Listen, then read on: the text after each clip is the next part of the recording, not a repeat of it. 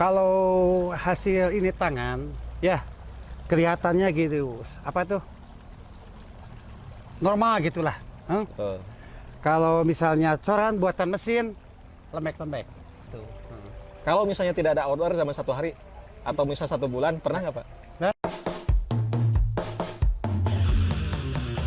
Semangat pagi, pagi, pagi, pagi. Selamat datang, sukses menjelang. Semangat pagi, pagi, pagi, pagi. Selamat datang, sukses menjelang. Assalamualaikum warahmatullahi wabarakatuh. Perkenalkan, saya Asep Sufyan. Di sini saya sebagai praktisi sekaligus dosen di dunia aksesoris. Nah, kebetulan saya di sini berada di salah satu desa, tepatnya di Kecamatan Pasir Jambu di Desa Cukang Genteng, salah satu desa yang berada di wilayah Kabupaten Bandung. Di sini mempunyai berbagai macam potensi, salah satunya di sini terdapat para pengrajin kamasan di salah satu desa ini. Di sini saya memperkenalkan salah satunya tokoh yang paling senior di sini adalah Pak Adis. Beliau adalah salah satu tokoh pengrajin kamasan pasir jambu yang ada di wilayah Cukang Genteng. Di sini Pak Adis merupakan orang yang sangat berjasa sekali mengembangkan potensi-potensi generasi untuk bisa menjadi seorang pengrajin kamasan. Sekilas, pengrajin kamasan itu adalah salah satu sebutan bagi para pengrajin perhiasan, gitu. Oke, saya perkenalkan di sini Pak Adis. Selanjutnya saya akan sedikit mewawancara beliau mengenai pertama mungkin historinya Pak Adis. Kapan pertama kali Pak Adis belajar untuk membuat sebuah desain aksesoris di Pasir Jambu? Tahun berapa kira-kira Pak pertama kalinya? Pertama kalinya sekarang udah 40 tahun lah. 40 tahun Pak? Ya, 40 tahun. Ya, Cukup lama 40 sekali, tahun Pak. lah. Ya. Ya. 40 tahun. Siapa yang pertama kali mengajar? Yang pertama kali saya ngajar itu guru saya, itu kakak saya. Kakak Pak Adis? Ya, kakak Pak Adis sekarang udah meninggal. Udah meninggal? Ya, udah meninggal. Kakak Pak Adis yang mengajarkannya siapa Pak dulu? Oh, kurang tahu. Ada dari Bandung gitu, saudaranya gitu. Saudaranya gitu. Itu tahun berapa Pak kira-kira? Udah lama. Sekitar tahun berapa kira-kira? Pertama kali belajar Pak Adis belajar membuat sebuah perhiasan itu kira-kira tahun berapa Pak? Ya, tahun 78 lah. Tahun 78, berarti udah sekitar hampir 40 tahun yang lalu ya Pak? 40 tahun, iya. Berarti di sini dari tahun 60-an udah ada ya sebenarnya? Udah ada dari tahun 60-an itu Iya, ya? udah ada. Dan pertama kali itu berada di wilayah mana Pak kira-kira menurut Pak Adis? Para pengrajin pertama yang mulai produktif itu di wilayah mana? Oh, di wilayah Sukarame itu. Di wilayah Sukarame? Iya, ada saudara itu di situ. Sekarang udah meninggal itu.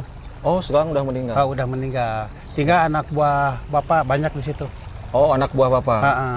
Yang rata-rata yang Pak Adis ajarkan itu rata-rata mereka lulusan sekolah SD, SMP atau SMA? Iya, SD, SMP itu kebanyakan dulu ya. SD sama SMP itu. Berapa tahun belajar mereka? Lama tuh sekitar setahun setengah lah. Setahun setengah? Ya, setahun setengah bisa. Setelah itu kemana Pak? Udah belajar, langsung berangkat. Langsung berangkat ke Jakarta. Oh, iya. Udah langsung berangkat ke langsung Jakarta. Kerja, gitu. Langsung mereka ikut para pengrajin yang lain yang bekerja di industri perhiasan. Di bengkel-bengkel itu. Oke. Di bengkel-bengkel. Cukup lama ya Pak? Dari tahun 60-an lah gitu ya, mungkin sudah ada ya gitu. Sudah ada itu. Gitu. Dan saya dengar juga katanya Pak Adis di sini sudah cukup banyak menghasilkan para pengrajin yang sekarang itu udah rata-rata sudah jadi para pengusaha ya mungkin. Iya, udah para pengusaha pengrajin perhiasan ya. Yang di Kalimantan itu banyak yang buka itu bengkel-bengkel terus sendiri. Ada yang buka toko emas nggak Pak? Hah? Ada yang udah buka toko emas nggak? Ada. Oh ada. Di Ada. daerah mana itu? Ada di Kalimantan. Oh di Kalimantan. Oh, di Kalimantan Alhamdulillah, itu. Pak, ya. Alhamdulillah. Di Kalimantan. Cukup lama ya. Iya. Nah pertama kali untuk pemula ya mungkin ya Iya. untuk pemula yang belajar ke Pak Adis, apa yang Pak Adis ajarkan? Pertama kali yang Pak Adis ajarkan kepada mereka? Ya, yang pertama kali itu biasa belajar ini. Ya, ngetok belajar. bahan. Ya, getok bahan itu. Getok bahan, giring bahan. Tujuannya gitu. apa? Supaya mereka lebih Ya, fleksibel gitu. dan sebagainya. Belajar megang ini blender ya buat materi blender, itu. buat materi itu, oke. Ya gitu. Belajar ngeregaji gitu. Berapa bulan mereka belajar itu? Ya. Ya berapa? Ya paling lah bisa gitu ya. 2 bulan 3 bulan lah bisa lah ngegetok gitu. Itu. Ya. Itu belum sampai ke Belum. masang batu, ngebentuk. Belum itu. Belum. Belum. Belum. Belum. Ya. Nah, setelah itu mereka belajar setelah motong, terus Ya. ketok, terus konsentrasi untuk Ya. peleburan bahan dan sebagainya. Mereka belajar apa lagi setelah itu? Kalau itu udah ini bikin yang simpel-simpel aja seperti cincin kawin. Oh. Ya. Gak ada kan cincin kawin kan matanya kan cuma Cuman satu. satu, Cuma ya, satu. satu-satu. Ada yang polos, ada yang pakai batu. Gitu. Itu proyek Nah, proyek pertama yang proyek mereka kerjakan. pertama itu. Betul. Proyek pertama itu Betul. belajar ngikir dulu supaya gimana ngikirnya gitu. Hmm. Pelatnya gimana, bawahnya gimana gitu. Oke. Gitu. Wah. Setelah itu belajar lagi yang lain. Apa Yang itu? lain seperti lidah. Oh. Kan pati gigi-gigi itu kan. Gigi-gigi itu. Kan susah itu pati gigi-gigi yang pinggir ya. Betul, Seperti gigi-giginya. lidah. Nah, gitu Oke. belajar itu. Kalau itu bikin batang. Itu. Berarti udah kurang lebih untuk bisa membuat sesuatu perhiasan jadi dari awal sampai akhir, mungkin perlu waktu 1 tahun. Pak. Iya, 1 tahun lebih lah. 1 tahun lebih. Kalaupun mereka dihadapkan untuk membuat objek yang sifatnya membentuk binatang, dedaunan, itu lama lagi mungkin. Pak. Ya mungkin lama lagi. Lama lagi itu. Lama lagi, Pak. Harus belajar lagi itu. Ada spesial misalnya Bapak misalnya bikin cincin segala macam ya bisa. Tapi itu kan jarang belajar. Jarang belajar mode bikin apa tuh? Macan ya. Naga. Ya, naga gitu. Betul. Karena itu ada tukangnya, itu ahlinya. Ahlinya. Iya, ada. Nah, gitu. kira-kira sekarang di Desa Cukang Genteng ini orang yang ahli untuk membentuk model-model binatang itu misalnya naga, garuda misalnya, terus macan, harimau dan sebagainya, itu berapa orang Pak yang menurut yang Pak Adi sekarang lihat itu yang bisa itu? Oh. Berapa orang kira-kira? Ada 1 orang. 1 orang. Dan tidak Satu semua orang. bisa Pak ya sebenarnya? Hah? Tidak Itu segala macam bisa itu. Cuman ada dalam satu desa itu cuma 1 orang. 1 orang tuh yang bisa. 1 orang. 1 orang. Yang kerja di matahari. Oh, oke. Ya, yang kerja Ya, di matahari matahari itu. terbit ya? Ya, Oke. matahari terbit itu Oke. di Cuncun. Oke, Ko Cuncun ya. Di Ko Cuncun itu. Nah, kalau misalnya rekan-rekan tahu, Matahari Terbit itu merupakan salah satu industri perhiasan yang ada di Kabupaten Bandung. Itu salah satu perusahaan besar gitu ya. Dan memang membuat bentuk-bentuk organik ya, terutama bentuk hewan dan sebagainya, itu sangat sulit sebenarnya. Sulit. Gitu. Dan Sulit, tidak sulit. semua tukang ternyata bisa melakukan itu. Ya terbukti kata Pak Adi sendiri itu Ya. cuman dalam satu kampung cuman hanya 1 orang yang bisa. 1 orang tuh yang bisa. Gitu ya, Yang satu orang bisa. yang bisa melakukan itu. Begitu. Nah sebenarnya saya ingin mendengarkan ya selama perjalanan Pak Adi menjadi seorang pengrajin kamasan, Iya. suka dukanya itu seperti apa Pak? Hah? Gitu. Misalnya dari tahun 70-an, sampai sekarang ke era tahun 2000 dan sebagainya gitu. Suka dukanya apa Pak selama menjadi seorang pengrajin gitu? Karena mungkin ya image-nya pengrajin perhiasan itu kan waduh gitu ya, berkaitan dengan produk-produk emas dan perak gitu ya. Pasti rumahnya gedong gede segala macam gitu ya. Begitu. Ya, Ya suka dukanya seperti apa Pak? kalau Bapak kan kuli. Aduh. Ya, Ya. ya kuli. Kan kalau kuli kan udah ada standar. Bikin cincin misalnya 300.000 misalnya 200.000 kan udah ada ini. Betul. Tapi kalau jadi bos kan lain. Betul. Hah? Nah, Ya. gitu. Ya. Jadi Gitu, udah ja- dipatok gitu kalau itu mah kuli mah ya. Oke. Ya, kendalanya itu ya, Pak. Iya, iya. Ada nggak kira-kira tahu- kecuali punya modal gitulah. Punya modal ya bikin toko. Nah, itu menerima pesanan apa itu. Nah, baru itu. Oke. Gitu. Tentunya kan, Pak, dalam masa perjalanan Bapak pastinya ada masa keemasannya dong, Pak. Hah? Masa keemasannya tuh di mana para pengrajin itu kan, wah, masa keemasannya lagi jaya-jayanya lah gitu ya. Banyak pesanan tuh ya, setiap hari. Nah. Tahun berapa kira-kira, Pak? Itu. Tahun berapa? Sebelum ini nih apa? Masih banyak nih sebelum apa? Sekarang Covid. Covid itu, Sebelum tahu? Covid. Masih banyak. Masih banyak. Nah, sekarang udah Covid. Semua. Semua kena ya. Semua kena Penurunan itu. karena mungkin Semua banyak kena. produk-produk yang tidak bisa dijual keluar. Nah, itu. Gitu. Ya, memang itu Dulu kan salah- biasa-biasa gitulah. Nah, sekarang udah Covid, Hmm. semuanya kan pada hancur kan banyak. Betul. Ya. Memang itu salah satu kendala kita ya, kendala semua atau problem semua ketika Iya. kita dihadapkan dengan fenomena COVID, semuanya kena imbasnya. Iya. Termasuk mungkin ini salah satunya para pengrajin kemasan yang ada di Pasir Jambu ini. Itu. Nah, kalau sekarang Pak, Pak Adis kan udah melahirkan banyak sekali generasi pengrajin ya, dari Iya. mulai tahun 90-an gitu, Iya, 80-an dan sebagainya gitu. Ada gak sekarang anak-anak muda yang mau belajar ke Pak Adis untuk menjadi seorang kamasan? Ada. Ada? Iya. Mm-mm. Ada. Berapa orang Pak Hah? yang Pak Adis ajarkan? 1 bulan ada 1 orang atau Apanya? yang belajar ke Pak Adis? 1 Yang orang? belajar itu ya siapa yang mau gitu belajar, Hmm. udah bisa Di? mentak kerja, Oh, kerja kerja gitu, langsung. gitu Oke. masih ada sekarang juga gitu, Alhamdulillah Pak. ya masih ada. Alhamdulillah. Masih Jadi ada. teman-teman ini Pak Adis itu merupakan tokoh yang cukup banyak sekali membantu melahirkan para pengrajin kemasan, khususnya yang berada di wilayah Jawa Barat. Pak Adis sendiri ini sudah puluhan tahun gitu ya, dan anak didikannya itu udah banyak sekali menjadi seorang orang-orang yang sukses gitu ya, menjadi seorang pengusaha, punya toko emas gitu ya, atau Iya. membuat kerajinan-kerajinan yang mungkin sekarang itu mereka udah mempunyai teknik-teknik baru ya, Pak? Iya, iya. Gitu. Nah, kalau menurut Pak Adis itu hal yang paling utama untuk menjadi seorang pengrajin kemasan itu punya bekal apa, Pak? Hah? Punya bekal apa gitu? Bekal misalnya apa ya? Misalnya dia harus sabar dan Iya, itu kalau belajar gitu, kalau kerja gitu kan harus sabar. Hah? Kerjaan kan lain-lain, karena ada yang gampang, ada yang susah gitu. Nah gitu, harusnya gitu. Karena kan- kalau tekun ya. misalnya kalau belajar kemasan, tekun ya jadi tukang kemasan. Betul. Kalau nggak tekun, nggak jadi tukang kemasan itu. Karena Pokoknya kan, nggak kemana-mana gitu, Ya. harus tekun belajar gitu.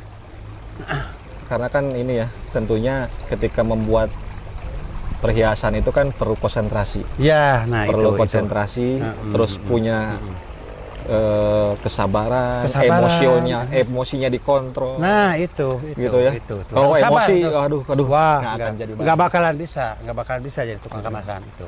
Gitu. Iya, jadi harus benar-benar gitu, harus benar-benar sabar gitu, semangat gitu. Nah, alhamdulillah gitu, alhamdulillah.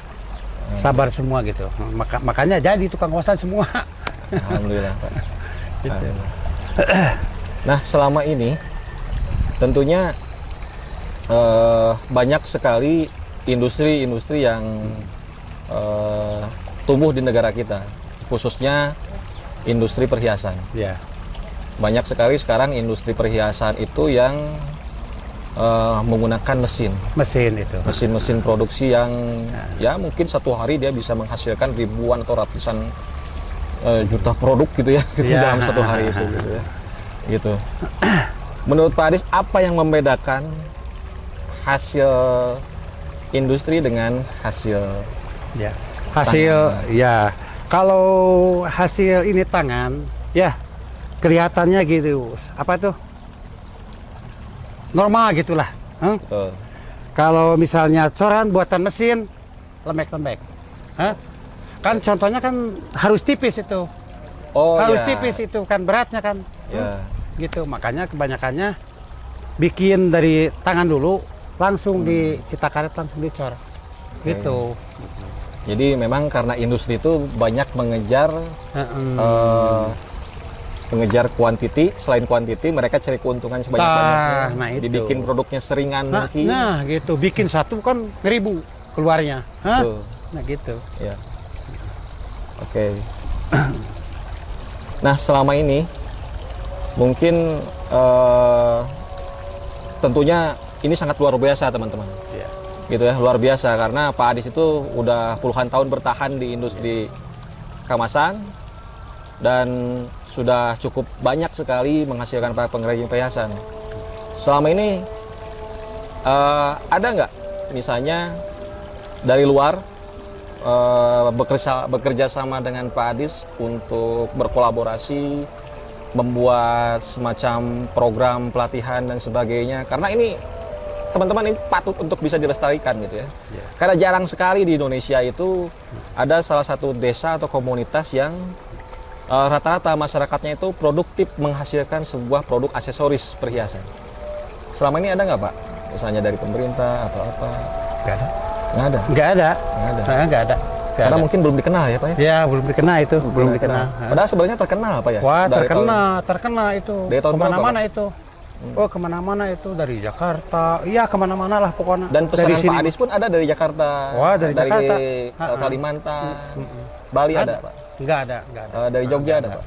Nggak ada. Dari Nggak ada. kebanyakan ordernya itu dari Kalimantan dan Jakarta ya. Ya, Jakarta paling lah. Oke. Jakarta. Jakarta. Jakarta. Bangsa daerah-daerah sinilah Ciwidey. Suka ada, suka ke rumah. Ya. Teman-teman kalau kalian tahu, kalau misalnya teman-teman nanti berkunjung ke Desa Cukang Genteng di Pasir Jambu di Kabupaten Bandung, itu rata-rata dalam satu rumah itu mereka punya studio khusus untuk membuat produk aksesoris gitu. Gitu. Nah, rata-rata ya saya ingin tahu gitu ya Pak Adis juga. Ya. Itu proses mengerjakannya waktunya kapan, Pak? Dalam satu hari itu jam berapa ke jam berapa, Pak? Aktivitasnya? Aktivitasnya ya dari pagi-pagi aja. Betul. Dari pagi-pagi ya sampai Sore. jam 5 lah, Jam sampai 5, sore ya, sampai sore ya. Kalau misalnya Kalau ini, ada ya, kalau ada pesanan misalnya harus beres baru malam. sampai malam. Sampai malam harus beres besok. Ya pasti kerja sampai malam. Hmm. Gitu. Kalau misalnya tidak ada order dalam satu hari atau misalnya 1 bulan, pernah nggak, Pak? Nah, Tidak dapat order? Pernah? pernah. Ya, Oh. pernah. Ya paling bikin buat jual gitu. Buat dijual? Buat dijual gitu. Bikinan terus.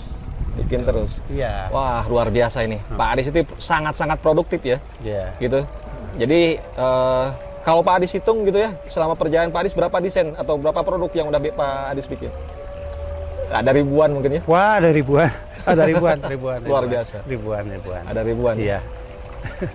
Ada ribuan. Jadi Pak Adis itu luar biasa. Kalau misalnya sarjana itu udah S3 mungkin ya, Pak Adis itu ya. Udah dapat gelar profesor nih di bidang aksesoris nih. Sangat luar biasa nih. Oke, teman-teman. Mungkin di sini saya hanya beberapa menit berkomunikasi dengan Pak Adis. Nanti selanjutnya saya akan mereview beberapa pengrajin yang lain gitu ya. Kalau misalnya kalian tahu di sini cukup sangat potensi untuk kalian jelajahi ya, untuk belajar. Dari bisanya teman-teman ingin belajar membuat suatu produk perhiasan gitu ya. Ya. Coba kalian datang deh ke Pasir Jambu, tepatnya di Desa Cukang Genteng, temui Pak Adis nih. Pak Adis ini sangat terbuka, sangat terbuka. dari Kampung Andiri. Oke, Pak Adis sangat terbuka, belajar gitu ya. Belajar. Kalian bisa nginep di rumah Pak Adis. Ya bisa. Gitu. Bisa, Di sini bisa. kalian nanti bakal kalian bakal nanti disuguhi oleh pemandangan keindahan alam yang sangat luar biasa di daerah Pasir Jambu ini. Ya, teman-teman.